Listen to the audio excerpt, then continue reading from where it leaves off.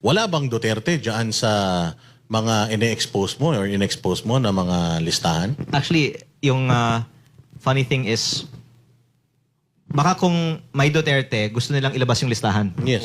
Eh, nilabas yung listahan, Wala. walang insertion na nakapangalan sa Duterte, kaya ayaw nila sanang ilabas yung listahan. I have a few things to add. Number one, sa 2025 budget per district summary ng DPWH mismo, nandun yung allocable per district. 4 na distrito sa bansa ay 0 ang allocable budget. 2 sa Davao City, 1 sa Davao del Norte, at 1 sa Zamboanga City. Sino ba yung mga nandun? Kasi... Congressman Puro Davao Pulong, Ungab, Bebot Alvarez, at Kimer Olaso, if I'm not Yun. mistaken. At dapat lang ikumpirma ng DPWH, totoo ba ito o hindi. Ayan. Kasi factual naman yan eh. Yes. Pangalawa, sa list of proponents ng insertions nandiyan din po.